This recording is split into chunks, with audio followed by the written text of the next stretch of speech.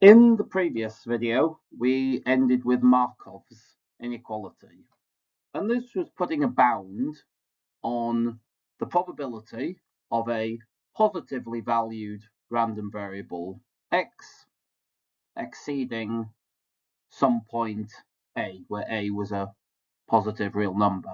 And we got that the probability that x was greater than or equal to a had to be less than the expectation of x over a. And this was true where x was a continuous, non-negatively valued random variable. But whilst we didn't prove it, we would say that it would be the same for a discrete random variable. Now we're going to use this result to build on not one, but two and possibly more inequalities and further theorems that we will need.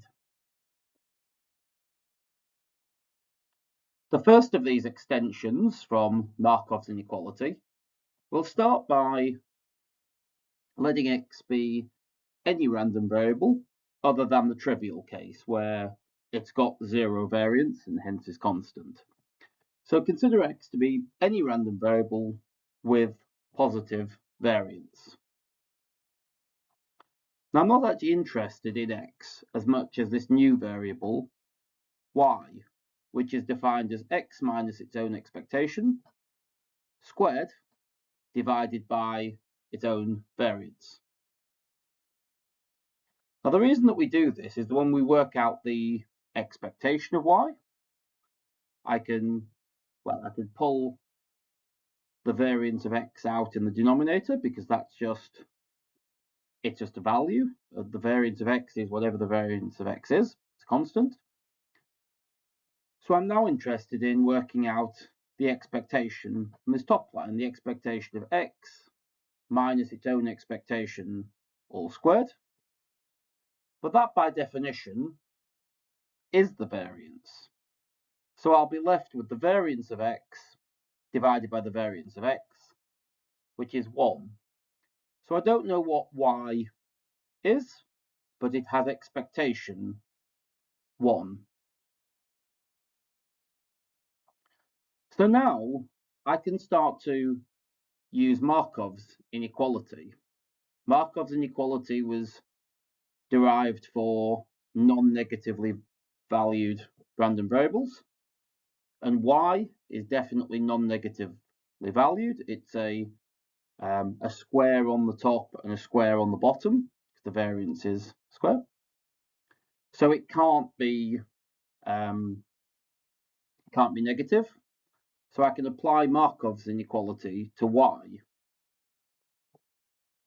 So straight away, I have that the probability that y exceeds some value k squared has to be less than the expectation of y divided by k squared. So if I just unpack what the y is in terms of the x's, so the probability that x minus its own expectation squared divided by the variance of x exceeds k squared has to be less than or equal to 1 on k squared for any real value k.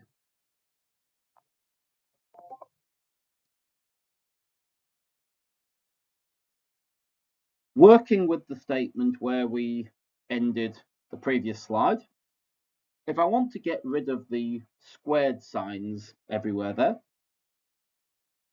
well, I'd like to square root the terms, but I need to acknowledge that, well, k has to be positive, the variance of x has to be positive, but the x minus the expectation of x squared, that value could be large when x is much bigger than its expectation, or when x is much smaller than its expectation, and I'm just squaring a large negative.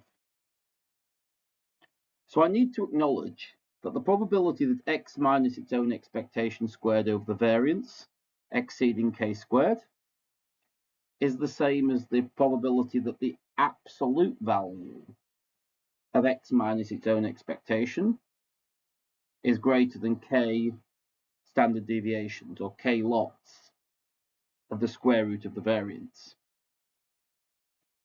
And when I've got that, then I can start to unpack this and that still has the same bound on it, i.e. it has to be less than or equal to 1 over k squared. And this is Chebyshev's inequality. That's Pafnuty Chebyshev. You will see his name spelt slightly differently, sometimes beginning with a surname beginning with an S, sometimes with a T. It's transliterated from Russian, so there's a few different variants.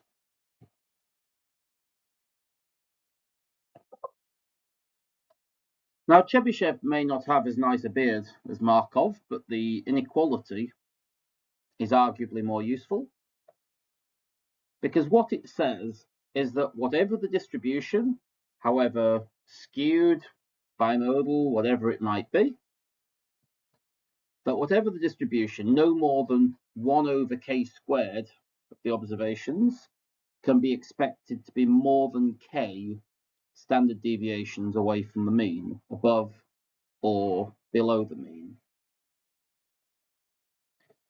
So whatever the distribution, however skewed it might be, it will not have more than a quarter of the observations, more than 2 standard deviations away from the mean.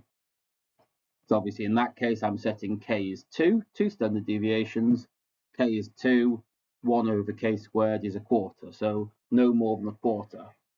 If I say instead 4 standard deviations, whatever the distribution is, it will not have more than 1 over 4 squared, or 1/16, or 6.25% of observations more than 4 standard deviations from the mean, and so on.